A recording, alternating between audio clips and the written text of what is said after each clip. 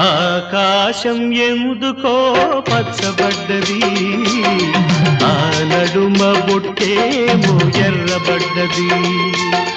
ఆకాశం ఎందుకో పచ్చబడ్డది, ఆ నడుమ బొట్టేమో ఎర్రబడ్డది.